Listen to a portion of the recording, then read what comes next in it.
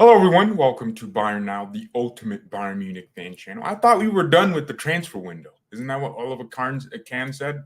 Well, it doesn't seem like that because Nianzou is leaving for Sevilla. I didn't even know anything about this transfer until yesterday. I thought it was one of those stories that just came out for no reason, just to link him to a club. I thought it was one of those stories. So I fully thought this dude would be staying here. I didn't expect anyone to be leaving. I think our team was good to have the depth with Nianzou on the bench and Delay on the bench and competition in the team. What's going on? Why are we reducing the size of our squad? That doesn't make sense to me. So, yeah, it just accelerated this morning. I mean, Sevilla match Bayern's bid or Bayern's evaluation of the player. So 20 million. But the good news is we do have a buyback clause, which is good. And also we have a sell-on percentage. So if they sell them in the future, we get 22% of maybe the total amount they sell them for or the profit. I don't understand it completely. We're still waiting for details. So it's a really good deal. If anything, it's an expensive loan. I would have understood a loan with a termination clause for any time, because that would have been good. Imagine if we had an injury to two key center backs and we could just bring back Nianzou. I kind of understand the club's position a little bit. Maybe Nagelsmann just doesn't rate Nianzou. We got him from PSG. He was supposed to be the next big talent. He showed it a couple of times that he's capable of playing good football. I don't really understand this. It's not like he was bad for us. He just didn't play. In preseason, he did okay. I don't know. We'll see what happens. He did well whenever we called upon him to do well. And he actually was versatile. I would have loved to have seen him in that Tchouaméni Casemiro role that Real Madrid have. In bigger games, maybe we need a physical CDM. And I think Nianzou pretty good at that. He wins headers. He's 6'2", but he's slim 6'2", which means he's not, but he has the strength. Don't get me wrong. He just doesn't need, packs of muscle, because that's not his style of play. His style of play is to be aggressive and to win the ball from the opposition's feet. So he needs to be really sharp and have a body that can be agile. So that's something. I mean, a criticism of Nianzou was, prone to red cards. But bruh, why are we selling him, man? Come on. Isn't he still like 19? He's still young. And I guess that's Sevilla's Koundé replacement, right? Which kind of makes sense. Koundé, French. Nianzou, French. Koundé, 23. Nianzou, 20. And that's probably why they were willing to allow Bayern to put anything in there. I don't think there's any bad blood. Nianzou just sees himself as someone that's not playing, and I respect the fact that he wants to play. So I think that's a key thing. It shows a level of maturity. And just sitting on the bench at Bayern Munich isn't good enough for some players that view themselves higher. Maybe he thinks going to Sevilla for 2 years and proving himself will force Bayern Munich to buy him back. And if we're letting Sevilla take him for 20 million, I can 100% guarantee you the buyback clause is very low. It's not going to be 40 million. It's going to be probably 30, maybe 25 million. And if they sell him at any point in the future to anyone else, we get 22%. So it's a really expensive loan. It's a good deal for Bayern. And I'm sure Nianzou knows that if he performs well, the club's going to buy him back. I hope.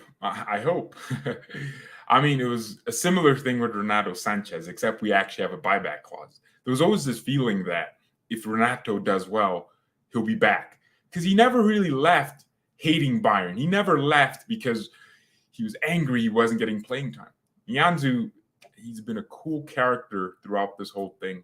So I am disappointed in the timing of it. I think we could have given him a season to see what happens. We lost Alaba and Boateng, and we just didn't give him a chance. I think we should have given him a bigger chance. I mean, as soon as we lost Boateng, we got Upamecano, and Upa's playing well right now, and Nagelsmann doesn't see a need to change. And then De Ligt's on the bench.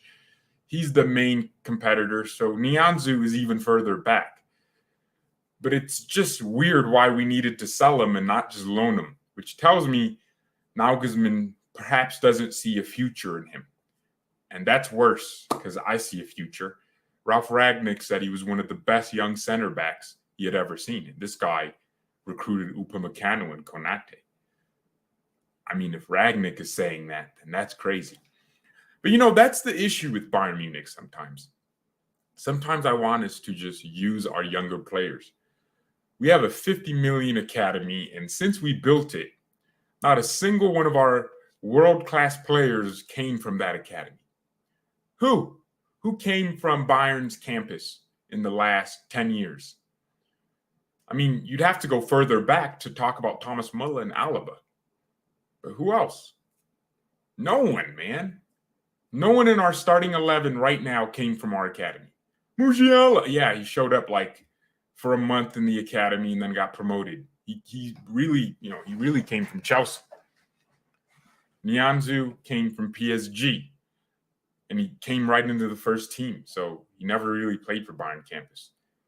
We don't have a single player in our starting 11 that was born and bred that's a German. I hate to say it, because it makes me sound xenophobic, but we need some more German players, man. We have to keep that German core. Because I think one of the big reasons this league has remained relevant for so long, despite Bayern's dominance, is the World Cup in 2014. People still remember that Bayern team. And 7 players were Bayern players in that World Cup. So I think we need to use our academy players more. So I'm saying this right now. Vidovic needs to play a little bit more. And if he doesn't play, we need to loan him. Not sell him, loan him. We got to start using our academy a little bit more. And I think selling a player like Nianzou doesn't, send a great sign to any other young players in the world. What sign does that send? Oh, if you come to Bayern Munich and if you don't immediately perform, you're still 20, they're going to sell you to Sevilla. You're going to go from PSG to Bayern Munich, which is an upgrade, and then you're going to go to Sevilla. That's the message. So it's ironic that I'm saying we need to use more of our young players. But then I'm talking about Nianzou, who isn't our young player. He was born and bred in PSG. So, yeah, that's funny. Well, I just want to see a consistent thing where maybe 1 or 2 players from our youth academy make it into the first team and become great players for Bayern. We don't always have to go and buy players from other teams. So I'm excited, though. We spent 50 million on that academy, and not one player has come out of it that plays for our starting 11. Remember, we got Kimmich from Stuttgart. Kimmich was already 19 or 20. So he was already a footballer. He was already a man when we got him. I want to get a player that's 12 or 15 and then have them build themselves to our first team. That's what I want. I don't know what I'm talking about now. I think I'm jumping around places. Florian Wirtz is coming in 2024. Also, another thing is Nianzou played for PSG, and he was starting some of their games in midfield. He was doing well. And then he came to Bayern and got less playing time, which is kind of annoying because PSG is supposed to be known as the club that never gives their youngsters any chances. Vidovic will be loaned out this summer into Bundesliga, trust me. Hell no. God, no. That kid is so talented. He can't be playing for a Bundesliga 2 team. Let's send him to Schalke. That's his level, man. Or that's the level of loan I want for him. Why the hell would we send him to Bundesliga 2? That's not going to teach him anything. I don't care how many goals he scores there. That's not the Bundesliga. There's a big difference. Schalke won Bundesliga 2. Look at them now, getting smoked and smacked everywhere, at home and away. Come on. We've got to send Vidovic to a team that needs an attacker, that will play him, and then he can prove himself. And that's one thing I've always said about academy players. We look at Paul Vanner and Vidovic and Ibrahimovic, and they're doing so well. And then they play for Bayern, the team we watch. We're like, okay, they need work. but they look good in these academy games because there's a difference. There's a different level of maturity and different level in general required. You can look really good in an academy team because of the players you play against. They're also academy players, right? You're playing against each other. Once you start playing against some 30-year-old that has 5 years of experience at that one club he's playing for, you start playing against Union Berlin, start feeling the pressure, you start sweating. There's a difference, right? And it's a respectable difference. So for us to loan Vidovic to a Bundesliga 2 team won't teach him anything. We loaned Arp. Did he learn anything? No, he didn't. We literally bought Arp, paid him like $5 million a year, and we did not benefit anything from him. We loaned him out. He didn't do anything. Did we even loan him out, or did he just get injured? I don't even know at this point. Jan-Fiet Arp, one of the worst signings in Bayern history. Not because he was that bad and we signed him and he flopped. He didn't do anything. He didn't even play. So that's one. Renato Sanchez, we're getting the Golden Boy winner. We loaned him out. I get it. It was Carlo Ancelotti. He's not really a youth-using manager. He's going to use the experienced players he knows. I love Carlo, but his weak point was always his inability to develop young players, probably because he doesn't have the patience for it. I'm not going to sit there on a training ground trying to smoke a cigar, and now he has to coach this young 17-year-old to make a good decision when he should just know. So we loaned Renato, and then he went and had this, I still remember the passing to no one, passing to Ghost, passing to the chat's girlfriends, non-existent. I mean, come on. And then he came back and never really got the chance he needed to flow. And then Thiago leaves, and Renato Sanchez leaves when he should have been the Thiago replacement. Oh, it's just weird, man. Bayern is really weird with dealing with young players. And then every now and then you'll have a Musiala, a player that shines, just makes us all feel some things. Yay, Musiala, yay. And then you have a Thomas Muller here and there. You'll have an Alaba, players that come from your youth academy, just impose themselves immediately. You have a Schweinsteiger, you have a Philipp Lahm. You get it. I feel like we produced more young players when we had a less expensive training ground, academy system. That's actually interesting.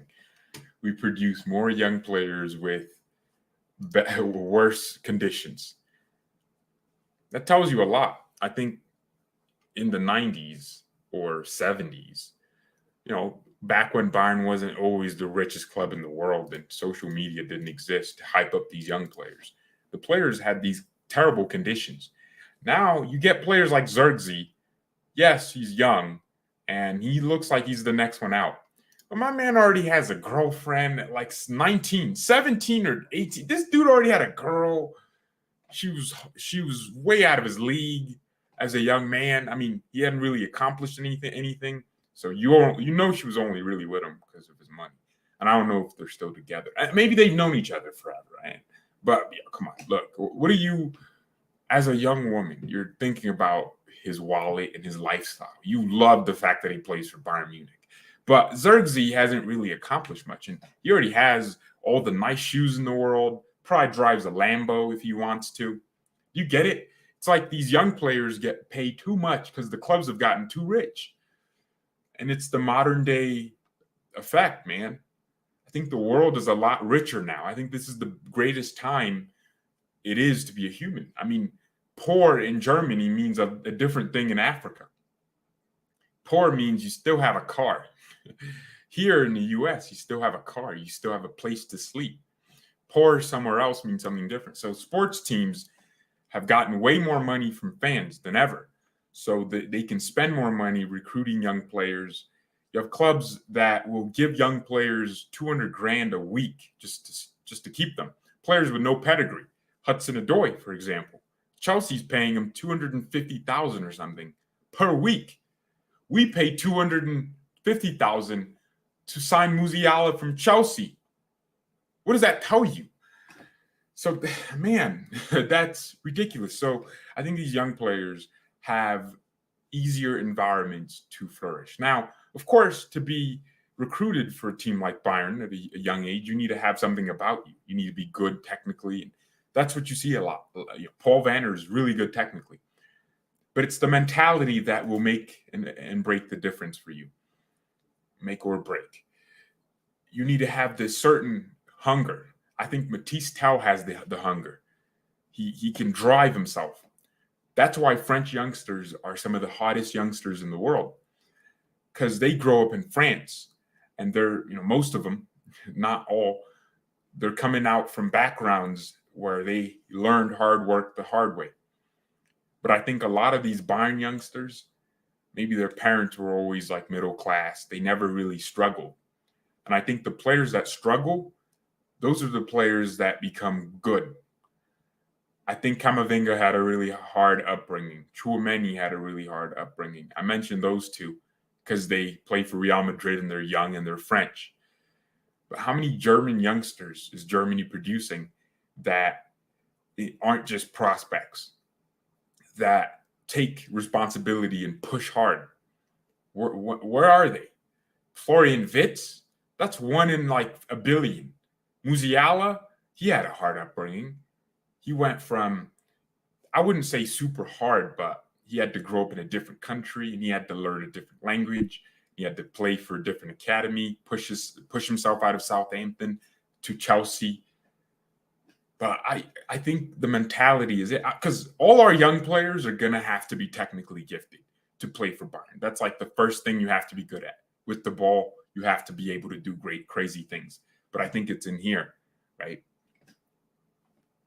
You think Philipp Lahm had it easy? No. Philipp Lahm came up in an era where football wasn't really, considered this. It wasn't, clubs weren't always this big. Clubs were smaller. There wasn't social media. I guarantee you Bayern fans didn't exist in India or China or even the US until the last 20 years, or maybe 15 years, when social media started being a thing. You could support your club from halfway across the world. And then streaming became a thing. You could watch Bayern games halfway across the world. It used to be you were German, and in Germany, you could watch the games and somewhere in Europe. Now broadcasting agreements cover the entire planet. So you can support Bayern Munich from halfway across the world. So because of that, clubs are well supported now. And there's just so much more benefit to joining a team like Bayern Munich. And I think for these young players, it's harder. Philipp Lahm had to work to get to where he is. Bastian Schweinsteiger, the same. Lewandowski, the same. They had to work. And I think a lot of these youngsters have it easy. But where the country in Europe where it's really just people from Africa that, push their families to get to France, that's where you see these youngsters with crazy mentalities like Mbappe. I don't think he had an easy upbringing. Did Paul Pogba have an easy upbringing? No. And it builds the condition for them to work harder than ever to achieve their goals. And that's why you see so many French youngsters being good. I mean, it's not like Bundesliga teams don't have the best academies, on average, out of the top 5 leagues, they do. It's like France is producing so many youngsters now. It's crazy. It's just youngster after youngster. Boom, boom, boom. And I might be wrong. I mean, followed closely by Germany, of course. Good suggestion of Alfonso Davies. What about Davies? Is Bayern still in for bonus Sosa? I don't even think we were ever in for him. I think Lucas Hernandez is a planned backup left back if Davies isn't there, and Paul Vanner is going to be the third one, or we'll play Pavard or Stanisic there. I mean, guys, it's not the worst news. I mean, 20 million is a lot of money, which we can use to do things with, to balance the budget. 20 million is good. And we got Nianzou for free, so this is a big profit. Now, if he performs at Sevilla and they end up selling him, which is what will happen, we will make money off of off of selling him even more. So 20%. This is some football manager business. And then we have a buyback clause, so we can just get him back for probably 30 million when he's worth 60 million. You get it? It's a good deal. So we have to be patient, right? And it's annoying that we don't have another center back in our team. But I don't know what the club wants. I mean, does this mean we have less, depth in our team? Probably. But you still have Stanisic. And I find it interesting that some of the players that, are making it in German football now that are German, they're half Croatian, half Nigerian, half Ghanaian, half Czech Republican. Do you get it? It's like they have tough upbringings. I mean, their families were fleeing wars, and they had to learn hard work. But when you're a player, you've always been in Munich, you're fully German, it's harder to find a reason to work hard, right? So I'm hoping that's this is something that's just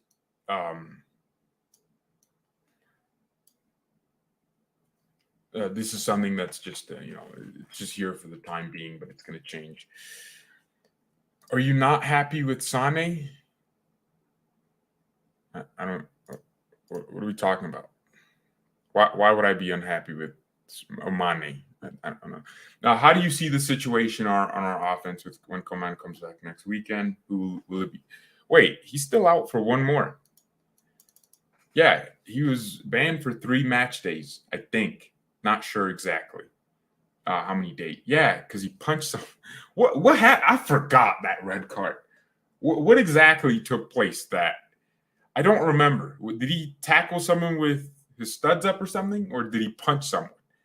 Because I just watched Romero from Chelsea drag some man's hair, Cucurella, on the ground, and he didn't even get booked. It wasn't even a foul.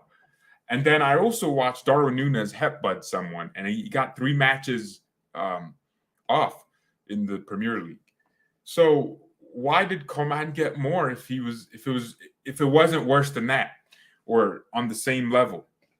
I don't know. So I don't think he's back until next match day. So match day 4. And it kind of sucks because it means the team we have now could easily change. Because Kingsley Coman will push himself to start games and get into the team.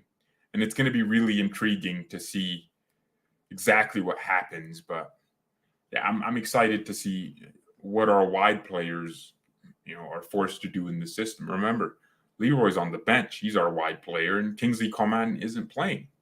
We have not had a game with our wide players. And man, Nagelsmann could easily make himself hated by certain portions of the fan base that would love to see us play wingers. Me personally, I think Kingsley Coman is a footballer, so he can play as an attacking footballer without needing to be a specified winger. I think his specialist position is as a winger, where he gets crosses in. But I think on that right-hand side, because Pavard doesn't attack as much, Kingsley can have a lot more freedom to be a winger. And I think the right wing is his best position. And the reason I say that is because of the style of his game. He's good at taking players on, and he's good at crossing with his right foot. And it gives him more time to get his head up and see what's happening. So I think Kingsley Coman in that position is good. Musiala on the left. I mean, Musiala, I don't even know what Musiala is. He's not your traditional cam attacking midfielder where he just, stays in the center. He's just a footballer. I think he's more of a Messi than anything. Musiala can start on the right wing and do some crazy things there, but he can also start on the left wing, like hugging the touchline and still move and dribble around. He is not like a typical attacking midfielder. His skill set, it makes it easy for people to identify him as that. But we're seeing him get into the box in some really interesting positions outside the box. He can cut inside. There's a lot. So I think maybe that's what the kind of freedom we're going to give Coman on the right wing. So I can't wait for it. I need to see Nagelsmann use our wingers in this system. I think that's what's going to make or break him as a manager. how he can get the most out of players in his preferred system, the 4-2-2, which is working. I hope we don't do the stupid thing of changing to a back three when we play a bigger team. I would be so pissed. But I mean, Nianzou leaving does mean we're not playing a back three. So. Oh, he punched him. What the? Bro, I don't remember this. When did Kingsley punch anyone? Come on his back. He missed the last game last season. Oh, crap. I forgot. I thought it was the last game of last season. Okay, that's good. That's good. Oh, so he's available for selection. I assume he's not going to start, but he will come on, and try some things. I was disappointed with Julian last game because we were winning 2-0, and he only made 3 substitutions when he could have made 5. So I don't know. I hope we can. I don't know. Oh, there was a comment on the video. I don't know which video it was. It might have been a watch along or something. Someone asked me, like, what do I think of Goretzka? It looks like Sané plays better with Goretzka. And I was starting to think, like, damn, some of Leroy Sané's best games, he had Goretzka. Dang. And it just kind of appeared like it was an epiphany, whatever it's called. It's like, he does play better with Leon Goretzka. Guys, so in the comments right now, or in the chat, why do you think that is? I mean, Sané and Goretzka have been best friends for a long time, since they went to school together. These guys know each other from like as kids. So, and they played for Schalke together before Sané went off to City, and then 2 years after, Goretzka came to Bayern, and they're around the same age. So is that a thing? They just love each other so much that they have this special understanding, and maybe Goretzka's presence lifts Sané's mood and he works differently. I don't know. But then again, there were games where Sané did ball, but there was no Goretzka. I think it has to be the chemistry between the two. Because I think Goretzka's been one of the few players that actually picks out Sané's runs, even for the German national team. It's always Goretzka passing to Sané, and then they work in between each other. I'm starting to see a connection between Sané and Musiala. And I don't know if you notice, but Sané will get the ball, run with it, pass to Jamal. Jamal will know exactly where Sané is, and it's just an easy pass to him. I think Musiala and Sané, they're building a connection. And I think Sané might start the next game next to Mane, as opposed to Gnabry, because Serge just didn't perform. I mean, he almost got the assist if Mane wasn't offside, but I mean, he didn't play that well. So it might be a Sané, it might be the battle of, or the Ane connections, man. It might be Mane and Sané. So, I mean, yeah, that's because when Sané came on, people were saying, oh, he almost lost us 2 goals. And I'm like, well, if he's going to be a risk-taking player, which we want him to be to a certain extent, he's going to be taking the risk that almost lead to goals. But that's where his teammates come in. If Sané scores 2 goals but almost gave 2 goals away that never were given away because we defended them, I'm fine with that. I'm okay as long as he, contributes. I think when he came on, his passing was good. I think he almost had 2 goals, almost had a lot of assists. I think his connection with Musiala, you can see there's something in there. There's a partnership building. So we got to play Sané, man. And I think we might even have a team with Gnabry on the bench, dude. Because Leroy Sané just, I don't know, there's something different about him. He's so much more flamboyant than Gnabry and faster, probably a more picky finisher. That's what Sané is. Gnabry can finish anything, but Sané only finishes, impossible chances. I don't know. I'm intrigued to see what happens, though. Musiala is godly. Who would you start for the first time? Oh, who would you start the next game for the first time? Honestly, I think Sané would be the one player we actually start. I don't think Lucas Hernandez is going to get replaced. I mean, Upamecano has performed better. I don't know if that's down to him just having more to do. No, Upa deliberately does more, like passing. So I don't know who I'd start. But I mean, Nianzou leaving means we're not playing a back three. That's almost like we are conclusively never going to play a back three. I'm happy about that.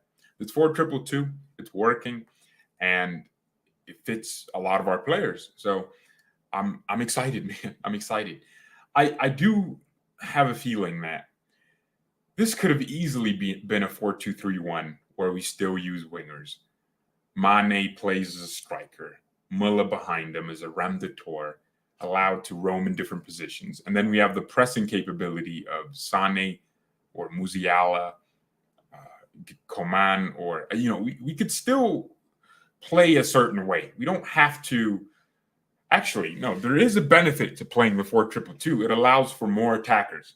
So maybe Musiala would have played next to Kimmich if Sane and Coman were playing well and they had to play, because I think Muller would have to play and then Mane would have to play. But with a 4-2-2, it allows us to be fluid because no one really has a defined position. Players pop up everywhere and do different things. Musiala in the half spaces, he can sometimes go out wide and dribble and do his thing because he can do that. And then you have Coman, who can also dribble, take the ball down the line and cross it. So you have variety, and that's what I like. So maybe that's the advantage of the 4-2-2. And then you also have the defensive partnership, or the CDM partnership between Kimmich and Sabitzer. And one thing I loved last game was Kimmich would go higher to press, and then Sabitzer would stay back. And then Sabitzer would go higher to press. Kimmich would stay back. That's what we want, because that's how you defend transitions. You need to make defensive lines. You have to have your attackers, your two furthest players upfield. That's the first line of defense. And then the next line of defense would be your attacking midfielders, who will press inside and also press outside if the team is playing out from the back. So that's important. Then you have your midfielders, your fullbacks, and then your center backs. That's actually really good. I like what we're doing with the pressing. I think it's good. In transitions, we're defending better. And Bayern is a counter-pressing team. Don't get it twisted. So our goal is to win the ball back as quickly as we can. But at the same time, we have to be a little bit more pragmatic. I hate to say it, but we got to keep a few more players back just in case they play through our pressure. Man City do it well. If you watch how City plays, they press with 4 players, but it looks like it's 8. But then you pass and you're like, all right, there's a few more players back here. Crap, I didn't realize that. So we have to be smart with how we press. And we have to press with and understand the moments. It's not every moment you lose the ball you press. When you have 3 players and they have 2, don't press. Calm down a bit and let a few more of your team join. Come back to the halfway line, and then you can organize the team. That's what De Ligt is here to do. Organize the defense and just be a sweeper. And I think that one center back that will win the last ball and recover, that's what we needed. Upamecano is an aggressive defender. Lucas is an aggressive defender. So one of those is going to have to go at some point. Because we're gonna need a pragmatic defender who is aggressive, but also very smart, who can just not rush into attack. I mean, I saw the situation with Van Dijk and Wilfried Zaha. People were saying, Van Dijk, what is he doing? Bro, that's good defending from Van Dijk. I mean, could he have maybe just done something to pressure Zaha to do something? Sure. But Van Dijk is looking at the game as, okay, Alisson is covering the near post. Clearly, Zaha wants to look at the far post because that's the easiest way for him to score. And he probably has the technique to do it. So let me slow down here and let Zaha make a choice. But Zaha's finish was just too good. Even Zaha was surprised. He was like, I didn't know I could score that. And then you saw him miss chances like that a few more times in the game, because of Alisson and Van Dijk covering. But that's good defending from Van Dijk. You can't fault him. And that's what Bayern need. We need a defender that won't just always rush in to win the ball first, that will let the team get the ball and think 2 steps ahead and make the interception instead of a tackle. I don't want to see tackles every 2 seconds. That's what Lucas and Upa give us. I want to see the brains sometimes. So Nianzou leaving means no back three, that's for sure, and I'm happy about that. Is the move confirmed? Well, Fabrizio Romano is a reliable source, and he says it's a here we go, which means, in the football world, this dude has 11 million Twitter followers. Romano's a popular man. So it means, yeah, he is gone for sure. But the good news is, for the people that are crying, oh, Nianzou, my son. I don't know, his dad's just watching the channel. So the good news is we secured a buyback clause, which I'm guessing won't be too expensive. But also, we secured a sell-on clause. So if they sell them to someone else, we get the money too. It's a good deal. There's something genuinely interesting about that. And it's basically, from a Sevilla perspective, a really expensive loan. So it's expensive. And, in exchange, we gave Sevilla a player that didn't want to leave us like that. Yes, you wanted playtime, but I'm not sure Nianzou would have pushed for a move if we said no and we still have a plan for you. We gave him a player, and we balanced our books with the money that's going to come in, because 20 million is a good amount of money. It balances our, with net spend. It takes it from negative 63 million to negative 40 million, which is a really good net spend. So technically, we only spent 40 million less, or we're down 40 million in the books, and it balances itself out once those players start performing. So I think it's a really good signing, man, it's good business from a Bayern perspective. That's what I'm saying now. Adrian Fien, oh, when is he moving? Did we loan him out? No way. Okay, we didn't loan him out. But when is he joining Los Angeles FC? So Fien came back to Bayern. His loan ended. He's still here. Dude, Adrian Fien is still here, guys. That's weird, huh? Man, we did some good business this window. It's good to see. How's your day going? Great. So it's never, so the 22% sell on, that's amazing. I wonder if that's profit or revenue. So if they sell him for 80 million, it's not profit because they paid for him. They paid his wages. They paid for him. That's what that would mean. They don't factor wages when they look at profits, because wages is just part of the game. Like what? Well, you gonna not pay him, money? You shouldn't factor that in when it comes to profit, but it is part of business. So, if they, sold them for 80 million, do we get 20 million? That'd be crazy. But then we would have first refusal, I think. And then we can just have a buyback clause that if we want to buy him for 30 million, we will. And in return, we gave him a lower fee. So it's a good deal.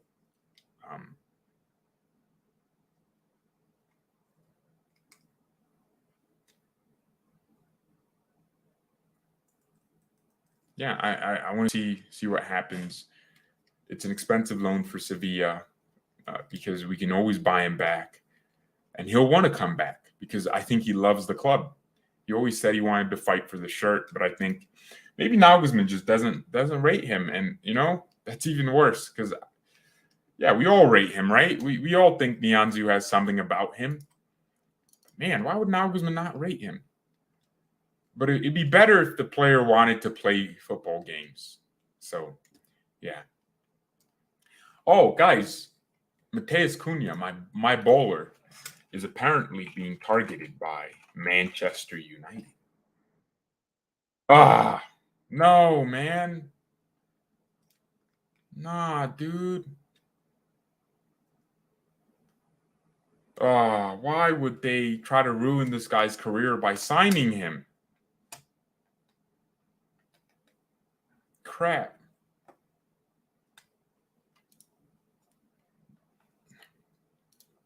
It could be amazing. Havertz and now maybe Why would we want Havertz? You think De Ligt will start next match? No, I don't. I think we're going to stick with the back line that's, barely conceding in the league. How many goals did we concede in the Bundesliga so far? 1, right? We have conceded 1 goal. So I don't think Nagelsmann has any reason to change it. Who's conceded the most goals in this league so far?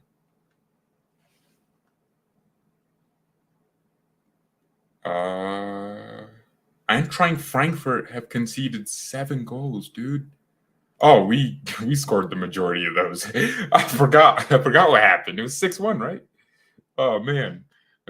I was like, damn, that's crazy. Who did that? We did. We made them do that. Frankfurt getting relegated, Leverkusen getting relegated. Haha, Leverkusen's last place. Dude, how are they losing the games they're losing? Even against Dortmund, they were the better team for the most part. They had better shots for a good portion of the game. Dortmund conceded possession, and Leverkusen were bowling.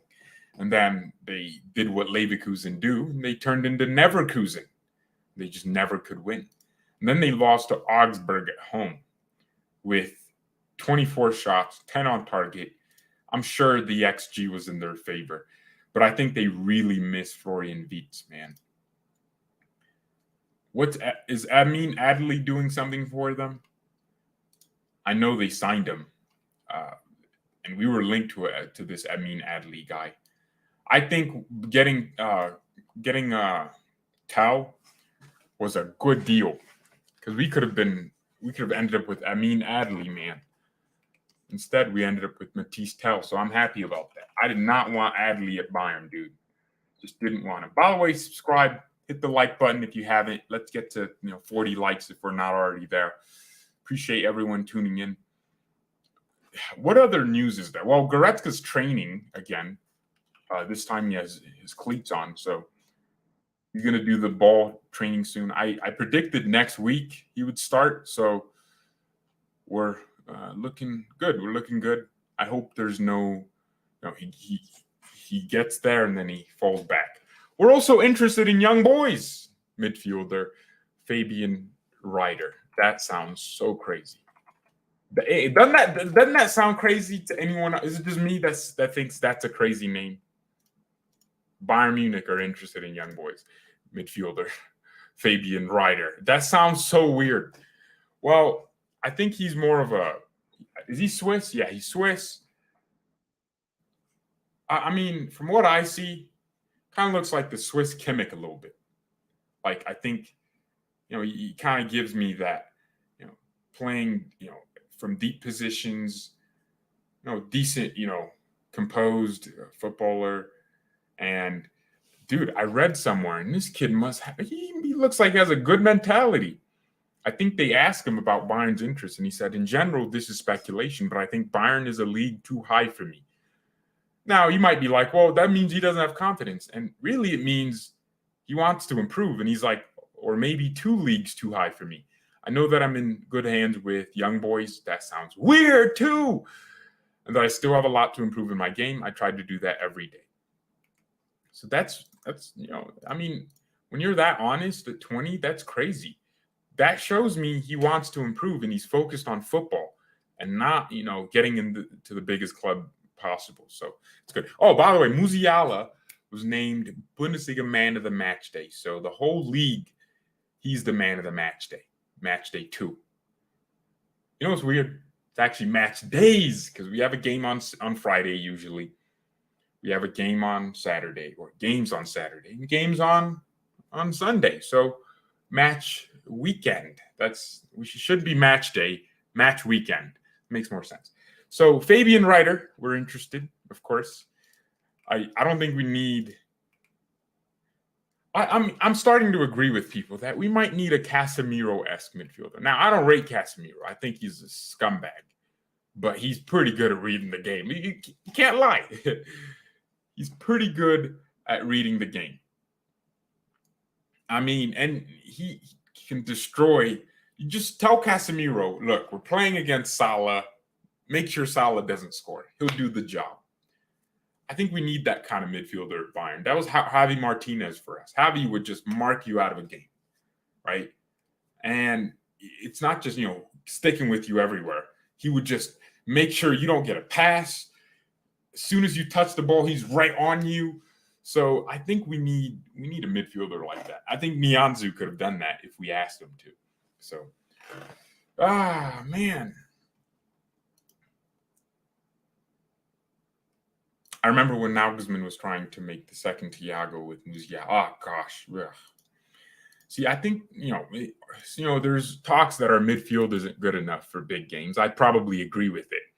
I think Kimmich and Sabitzer just will not hold up in a European game.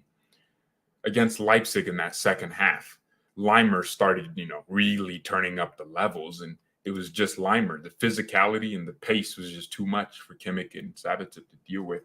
I think we need a midfielder like Casemiro. We need a Tchouaméni, man. I would really love to have that type of player at Bayern. Actually, look at Real Madrid's bench, dude. They have Rudiger. Alaba's on their bench sometimes. They have Nacho Monreal. These are players that would play for a lot of teams, and they're on Real's bench sometimes. Why can't we have that? Why do we need to sell Nianzou? Why can't we have a luxury? Why can't we have nice things? It's not like we should be getting rid of him because, we can't afford it. We can. We can afford his wages. We've been affording them for a while. And it's not like our wage structure changed that much. I'm annoyed, man. I'm annoyed, but I also understand it. Nianzou can get back at Bayern only one way. He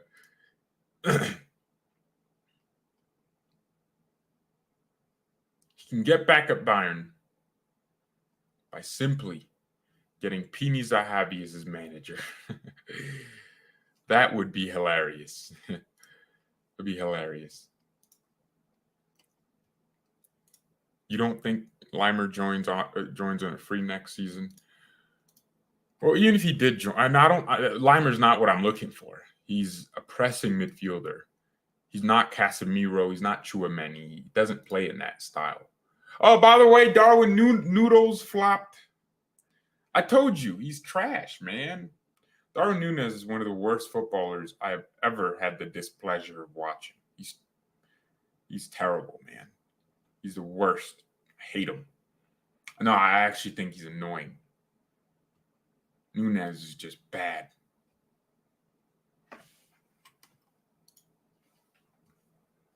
No depth. Loser pool. Liverpool looking like liver without Mane. They're looking exposed. It's like just cutting your liver open. It's just a pool of blood. That's what the pool is full of liver blood. That's what liver blood. That's what they are. Liver blood. I mean, come on. That's all you see when you play Liverpool. Their blood. They miss Mane a lot. Darwin Núñez is class. He will come good. Dude, when you don't have a first touch at 23 years of age, you're never going to have a first touch. Don't kid yourselves. I mean, we were linked to him, and one of our Bayern fans on Twitter did a whole thread on how trash he was. And bro, you see it. I mean, the goal he scored, I think against, Fulham? Dude, it was a mistake. It was an accident. The assist he got was also an accident. He's one of those footballers. Yeah, he'll probably score goals because Liverpool are a team that, make chances. And he looks like he works hard. And that's probably what he, was brought in for. But he's just going to look so scrappy. His first touch is awful. He can't hold the ball up. And for his height, he's terrible in the air. His heading accuracy is really low if you compare him with most strikers. His finishing is actually really low. His left foot, wait, is he right-footed? Because I thought he was left-footed when I saw him use his right foot. Oh my gosh, imagine if Núñez was right-footed. Oh my gosh, he's right-footed. So all those shots that was scruffed, I thought he was doing it with his weak foot. I was like, yeah, I get it. Bruh, that's crazy. Now, Núñez is a donkey, man. He's a donkey. He's like Yusuf Poulsen for RB Leipzig. He's just a terrible footballer, but he scores every now and then because he works hard. Bro, I'm gonna tell you this now. Nunez isn't getting 10 goals in the Premier League any season he's at Liverpool. Okay, he might get 10. 15. He's never gonna go above 15 goals in the league. Yeah, that's my prediction. I don't think Darwin Nunez is capable of performing. You bought what they thought they were getting Suarez. Really, they got Juarez, some bum out of nowhere. Nunez is a trashy football. He's so scrappy. I don't understand why Bayern were. I mean, we weren't even linked to him. It was like 2 seconds, and the club was like, "No, who's that? We don't know him." To be fair, we're linked to everyone. Benfica really swindled Liverpool, dude. This is a complete swindle. So they got him from Umaria in 2020 for 37 million. And Liverpool probably saw that and were like, oh, he's that good that they paid that much for him. And they bought him. Dude, you just watch him and he's such an ineffective footballer. That's what he is. He's so ineffective. He can't hold the ball up. The first thing you do as a striker is learn how to have a good first touch. Because the striker gets the least amount of time on the ball. So the time you do get, you got to make it count. But when the ball is bouncing off of you and when you're trying to dribble and falling over, you're doing it wrong. I mean, Lewandowski, right? Say what you want about him. He knows how to hold the ball up. Even when he doesn't score, you don't see him having a terrible first touch. In fact, his first touch is great. It's fantastic. It's beautiful. But Nunez, man, gosh, you can't look at Matisse Tell when he came on. That one ball that was in the air, simple touch brings it to the ground. I feel like Darwin Nunez would pull his hamstring trying to touch the ball like Tell touched. We got Matisse Tell for 20 mil. Liverpool paid 100 million for Darwin Noodles. Sad days, sad days. Liverpool made a mistake. How would you sign a player that played well for just one season for 100 million? Even Haaland, that's always proving himself. Even in Norway, he was bought for 60 million. I mean, think about this. Haaland went to Leipzig or Salzburg, performed his heart out against Champions League opposition regularly, went to Dortmund, scored like a hat trick in his first game, I think, and then performed at Dortmund in the Champions League against Bayern sometimes. Like, you could see it. And now he's at City performing. My man had touched the ball 9 times and got an assist. That's good. I mean, City fans aren't expecting him to accumulate touches. They're expecting him to accumulate goals and assists. And he's already doing it. And he's not like a terrible to watch footballer. I wouldn't say he's an advanced, technical striker like Patrick Schick or Lewandowski or Benzema. He's okay.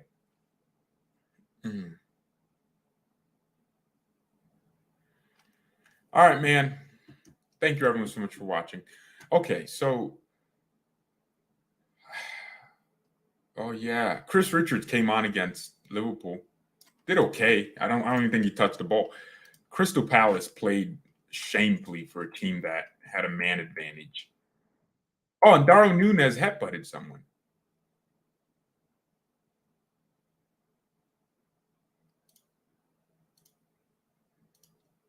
All right. Thank you everyone so much for watching. Mia, and peace.